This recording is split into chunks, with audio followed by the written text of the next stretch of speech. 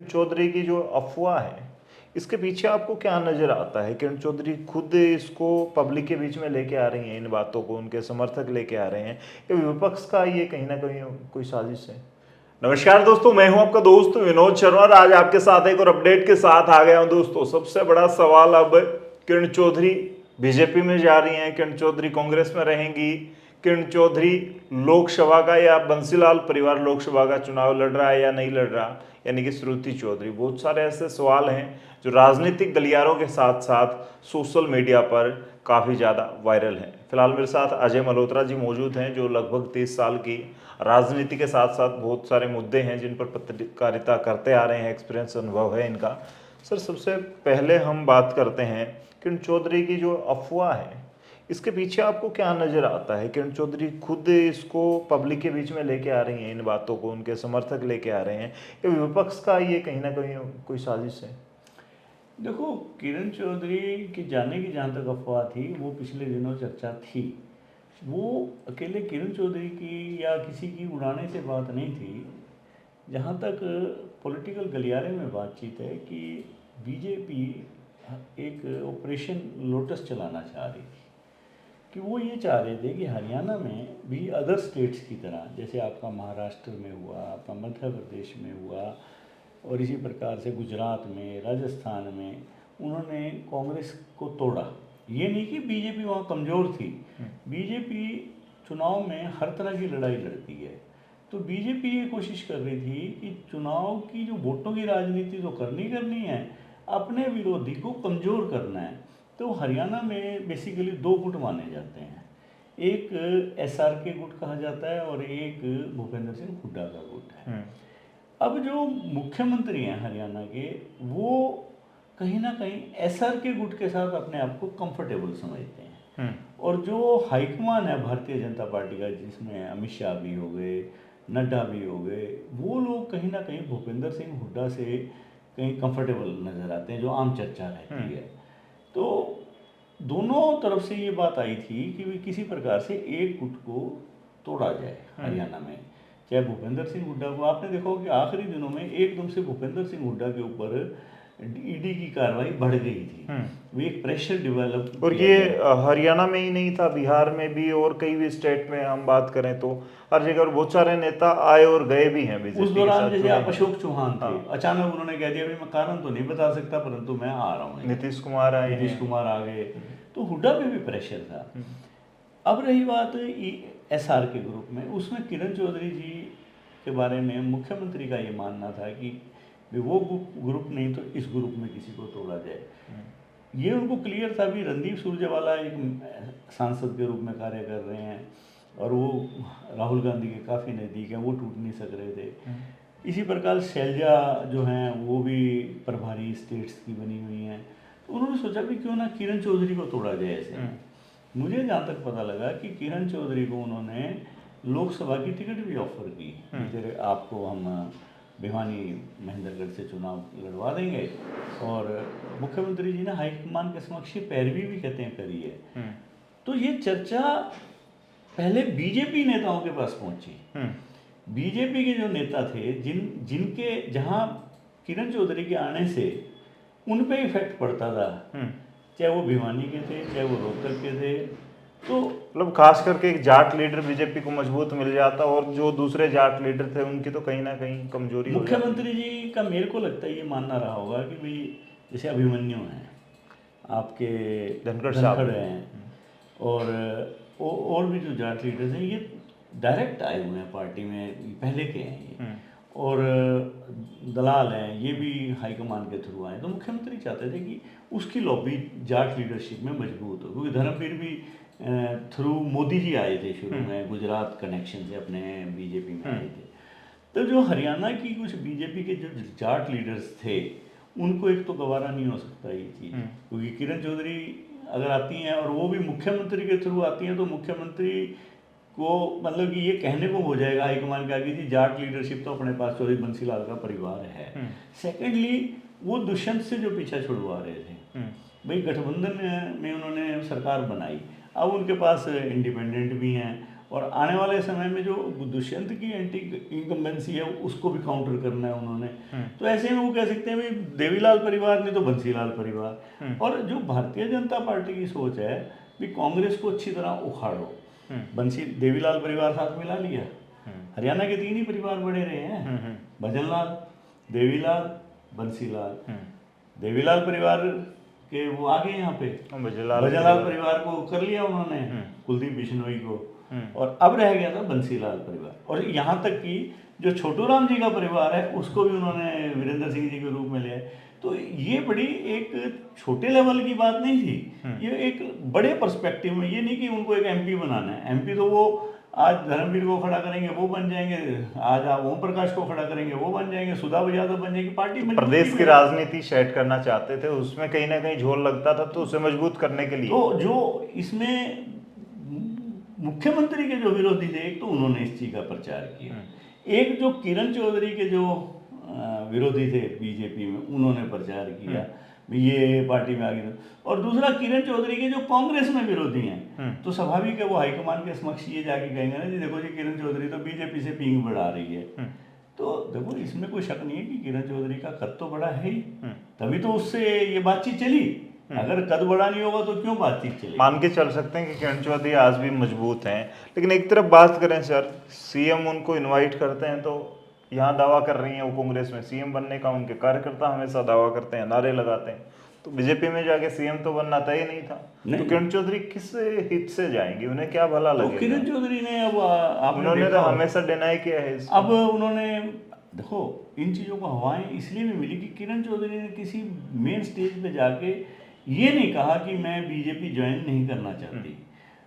वो बीजेपी को क्रिटिसाइज करती रही डिफरेंट मंच पे, प्रेस कॉन्फ्रेंस के, आपके हरियाणा सरकार की भी बुराई करती हैं सेंटर, तो वो आउटराइटली ये नहीं कहती थी कि मैं, इसलिए इन बातों को कुल मिला के कलेक्टिवली हवा मिली। अब उन्होंने पिछले 1 सप्ताह से उन्होंने ऑफिशियली ये कहना शुरू कर दिया कि मैं तो कांग्रेस में रहूँगी, मैं भारतीय जनता पार्टी में नहीं जाऊँगी। परंतु भाजपा के कुछ नेता आज भी कॉन्फिडेंट हैं भाई अब नहीं तो विधानसभा चुनाव में। किरण चौधरी को वो एक खेमा है जो पूरा का पूरा ये चाहता है कि वो भारतीय जनता पार्टी में आए ताकि वो अपने लेवल पे पार्टी में उसको मजबूती दिखा सके। तो सेम ऐसा ही है जैसे क्रिकेट के मैच में कई सारे फील्डर खड़े हो जाते हैं और एक अलग ही माहौल तय किया जाता है, एक जाल बुना जाता है, वैसे ही क्रिकेट में आउट करने के लिए, वैसे कांग्रेस में आउट करने के लिए किरण चौधरी के खिलाफ ये हम कह सकते हैं कि ये चक्रव्यूह भी हो सकता है नेताओं का। हो सकता है। तो लेकिन सर बात करें लोकसभा की, लोकसभा में ये कहा जा रहा है कि किरण चौधरी को बीजेपी से, यहाँ कांग्रेस से फिक्स नहीं लग रहा था कि उनको टिकट मिलेगी नहीं मिलेगी। हम अगर बात करें तो किरण चौधरी आज इतनी तो मजबूत है कि उनको एक लोकसभा के लिए तो इतना ज्यादा चक्कर नहीं काटना पड़ेगा हाईकमान। बिल्कुल ठीक बात है। देखो किरण चौधरी का कांग्रेस में आज भी वजूद है। आप ये नहीं कह सकते कि भाई आज हुड्डा की ज़्यादा चलती है। भिवानी पार्लियामेंट की सीट अगर किरण चौधरी चाहेंगी तो वो उसको डिनाई नहीं हो सकती। उसके अगर किरण चौधरी कास्ट समीकरण को लेके कहीं पीछे हटती हैं तो बात दूसरी है। अदरवाइज किरण चौधरी अगर ये चाहती हैं कि मैंने तो यहाँ लड़ना है चुनाव, तो किरण चौधरी की इतनी पकड़ है और हाईकमान को भी पता है भी किरण चौधरी एक मजबूत नेता है। मासी की वो भी ऐसी बात नहीं, अपने इलाके में बंसीलाल परिवार का वोट रहा है, तो हाईकमान उनको नाराज नहीं करना चाहेगा। तो अगर वो आज भी श्रुति के लिए टिकट मांगती है तो उनको इस टिकट की इंकार नहीं है। हाँ, किरण चौधरी को बदले हालात में अब की बार ये देखना पड़ेगा कि कास्ट समीकरण भिवानी पार्लियामेंट की क्या कह रहे हैं। अगर भिवानी महेंद्रगढ़ से अगर भारतीय जनता पार्टी धर्मवीर या ओम प्रकाश जी को उतारती है, कोई जाट नेता आता है, हाँ, खासतौर पर धर्मवीर, तो स्वाभाविक है। देखो धर्मवीर इस इलाके के रहने वाले हैं, उन्होंने यहाँ बाडरा से, आपके तोशाम से तो विधानसभा के लड़े चुनाव। उन्होंने भिवानी पार्लियामेंट से 89 में, 90s में 2 लोकसभा के भी लड़े हुए हैं चुनाव, तो उनका एक अपना वोट बैंक है। और जाट जो आज ये माना जा रहा है कि भारतीय जनता पार्टी के पक्ष में नहीं है ज़्यादा, तो वो धर्मवीर जहाँ तक डिपेंड करता है तो वो कहीं ना कहीं 10% जाट वोटों को रिझाने की कोशिश करेगी बीजेपी। तो ऐसे में श्रुति अगर चुनाव लड़ती है तो उसको सीधा नुकसान होता है। हाँ, अगर भारतीय जनता पार्टी सुधा यादव को या ओम प्रकाश धनखड़ को यहाँ से चुनाव में उतारती है तो मैं आपको दिखाऊंगा डेफिनेटली श्रुति चौधरी चुनाव लड़ेगी। ओके। हाँ, और वो किरण चौधरी आज इस स्थिति में है कि वो टिकट अपनी बेटी की ले सकती है और पार्टी भी उसे इनकार नहीं करेगी। पार्टी को भी पता है कि देखो समय आनी जानी चीज़ होती है। आज कांग्रेस कमज़ोर है परंतु ये लोग पुराने कांग्रेसी हैं, इनको कांग्रेस ये नहीं कि नाराज़ करके चलेगी।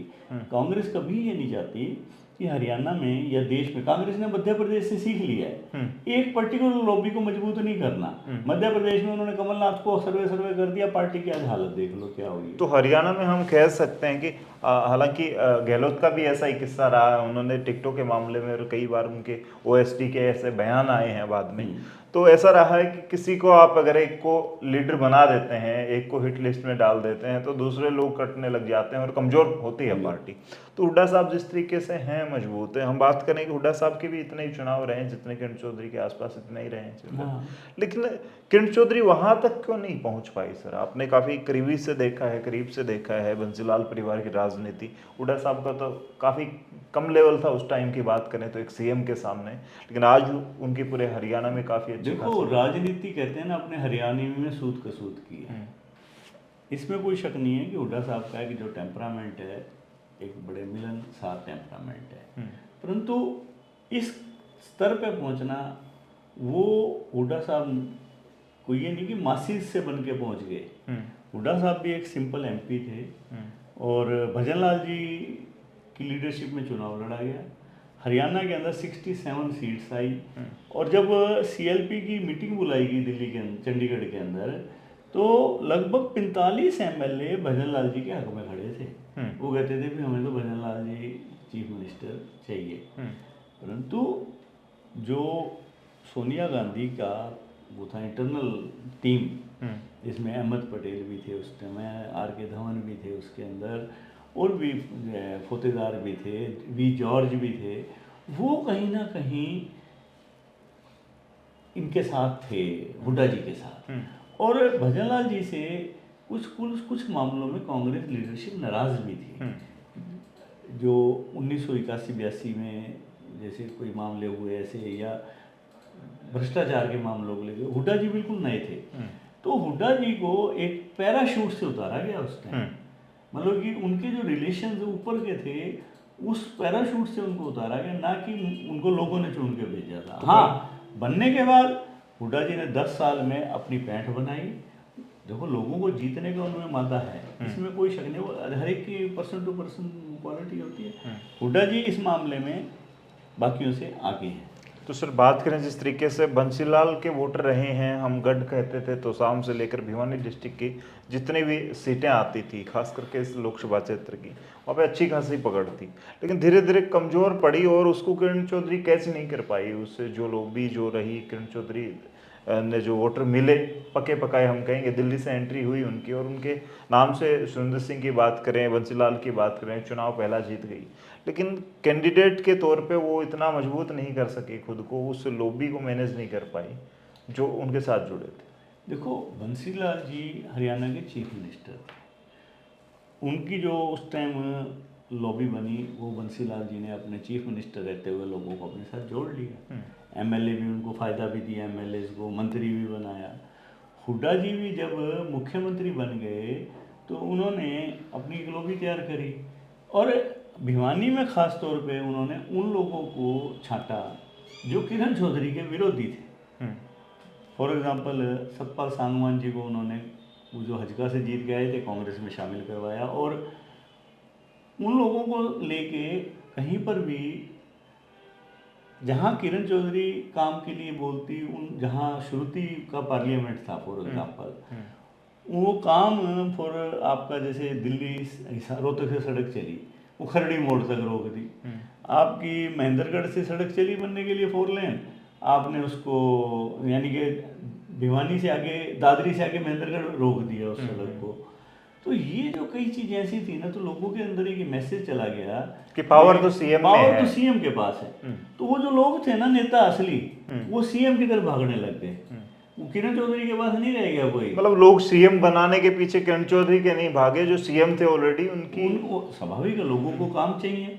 अब मान लो शंकर भारद्वाज हैं भिवानी के अंदर, या आपके भवानीखेड़ा में रामकिशन फौजी की बात फौजी कर हैं। लें। तो काम तो मुख्यमंत्री से निकलना है ना, तो उनका झुकाव उधर होना था। हाँ, किरण चौधरी उस टेम्परामेंट की नहीं थी जिसके सुरेंद्र सिंह या चौधरी बंसीलाल थे। चौधरी बंसीलाल तो देखो बहुत बड़ी पावर के मालिक थे, उन्होंने देश के टॉप 2-3 नेताओं में रहे हैं। सुरेंद्र सिंह का, जब सुरेंद्र सिंह के अंदर ये कैपेसिटी थी, तो वो ये हर एक नेता में नहीं होती है दूसरों को जीतने की। सुरेंद्र सिंह के थी, वो एमएलए 8-10 को अपने साथ रखते थे। एक तो औरत होना जो सबसे बड़ा नेगेटिव फैक्टर था, आप कहीं भी देखो लोग उतने खुल के शेयर नहीं कर पाते पाते। और सेकेंडली देखो, ये एक इनबॉर्न क्वालिटीज होती हैं, तो वो हर एक में नहीं हो सकती हैं। वो उनमें थी, हुड्डा में थी, या सुरेंद्र सिंह में थी, या बंसीलाल में थी, तो वो आगे निकल गए इस बार। अब आप देखो ना, दुष्यंत अपने 10 में से 7 एमएलए को अपने साथ नहीं रख पाया। अब दुष्यंत के जो 2-3 एमएलए को छोड़ के, नैना चौटाला जी और अनूप धानक जी को छोड़ के, बाकी सारे दुष्यंत चौटाला जी से अंदर खाते नाराज हैं। तो ये राजनीति का एक तो लालच और एक अपना खुद का टेम्परामेंट पे भी बहुत कुछ डिपेंड करता है। तो सर, लोकसभा की बात करें, श्रुति चौधरी के लिए कई बार किरण चौधरी ने मंचों से स्पेस दिया है कि ये तो हमारा आखिरी चुनाव है और पब्लिक साथ नहीं देगी तो छोरी को घर बिठा दूंगी। ऐसे बहुत सारी बातें उन्होंने बोली हैं पब्लिक के बीच में जाके, और ये बातें नेता जब उसे लगता है कि कहीं ना कहीं थोड़ा कमज़ोर चल रहा हूँ, तभी वो इमोशनल बातें करता है पब्लिक के बीच में जाके। ये बड़ा टफेस्ट इलेक्शन होने वाला है, खास करके फैमिली मैं बात करूँ बंसीलाल परिवार के लिए, और ये आखिरी चुनाव भी हो सकता है इस परिवार का, लोकसभा का। नहीं देखो, टफ तो है इलेक्शन, और राजनीति के अंदर आखिरी इलेक्शन नहीं होता। राजनीति के उतार चढ़ाव चलते रहते हैं। तो जहाँ तक इमोशनल होके रोने की बात है, तो दीपेंद्र हुड्डा भी रोए थोड़े दिन पहले, नरेंद्र मोदी जी रोए हैं मंचों पे। आप नरेंद्र मोदी जी को देखो ना, कई बार इमोशनल हो पड़ते हैं। ये नेताओं का एक तरीका है वोट बैंक को अपने साथ रखने का। और रही बात, लास्ट इलेक्शन नहीं होता, नेता कभी ख़त्म नहीं होता, पार्टियों के अंदर हार जीत होती रहती हैं। सन 77 में जब कांग्रेस हारी थी तो कहते थे इंदिरा गांधी ख़त्म हो गई, इंदिरा गांधी के बल्ले कुछ नहीं बचा। इंदिरा गांधी ने बाउंस बैक किया, और 3 साल बाद ही सन 81-82 में इंदिरा गांधी उभर के आ गई और दोबारा प्रधानमंत्री बनी। और इसी प्रकार आपको कई एग्जाम्पल मिलेंगे आपको। दुष्यंत जी चौटाला जी की पार्टी थी, चुनाव में एक तरह से ख़त्म हो गई थी, मतलब इनके पास कोई समर्थन नहीं रहा था। सन 2004 के चुनाव के बाद दुष्यंत आज 10 एमएलए जीत के आ गया। आपके और एग्जाम्पल आपको बताऊं मैं कि मुलायम सिंह की पार्टी को देख लो। पार्टियां, नेता ख़त्म नहीं होते हैं, तत्कालिक लगता है भी आज ख़त्म हो गए हैं, फिर उभर के आ जाएंगे, तो कोई भी नेता हो। तो क्या आपको लगता है कि श्रुति चौधरी का चुनाव लड़ना आज कितना प्रतिशत हो सकता है, और अगर वो डिनाई करती हैं इससे तो फिर वो क्या करेंगे फिर? देखो, मेरे हिसाब से श्रुति चौधरी का 50-50 है चुनाव लड़ना। अगर मैंने आपको बताया ना कि अगर भारतीय जनता पार्टी टिकट देती है सुधा यादव को, तो श्रुति, मेरे को नहीं लगता कि चुनाव के लिए हो। फिर हाईकमान ही श्रुति को कहेगा भी देखो, एक अहीर को उन्होंने दे दिए तो हम आपको दे देंगे। अगर या धर्मवीर को दे देते हैं, जाट को, तो हाईकमान कहेगा भी देखो, जाट की टिकट अब इधर से आगे तो हम दूसरा जाट उतारेंगे, तो आपके लिए भी ठीक नहीं है और पार्टी के लिए। लेकिन जाट तो 2 बार उस दौरान भी रहा है, धर्मवीर के सामने ही श्रुति रही है सर। अब की बार कहीं ना कहीं करो या मरो वाली स्थिति पहले और अब के उसमें हालात में बदलाव है ना।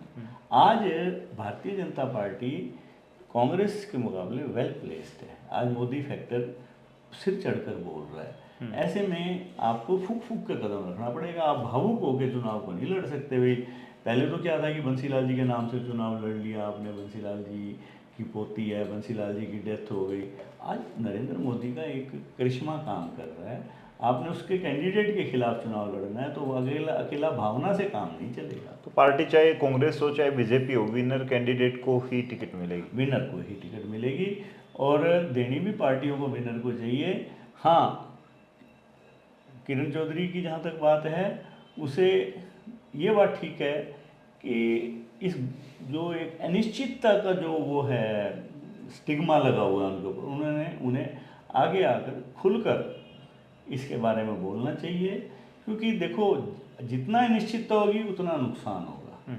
अगर किसी नेता को पार्टी में अपने आप को स्टैब्लिश करना है या जनता में अपने आप को रखना है, तो उसको एक लाइन खींच के चलाना।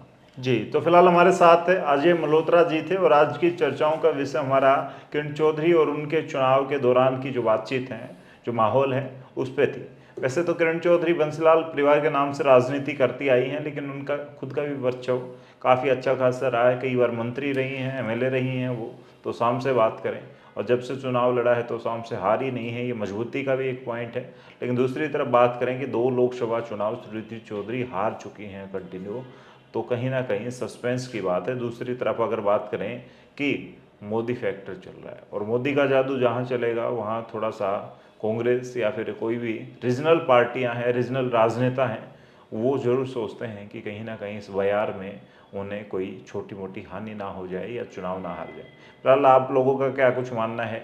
ये चुनाव सुनीति चौधरी ने लड़ा तो उन्हें जीतना चाहिए, जीत पाएंगे नहीं जीतेंगे, या फिर लड़ना चाहिए या नहीं लड़ना चाहिए? सुनीति चौधरी के साथ साथ किरण चौधरी की राजनीति को आप किस लेवल पर देखते हैं? आने वाले वक्त में कमेंट में लिखें, इस वीडियो को शेयर करें। तब तक के लिए धन्यवाद। राम राम, जय हिंद।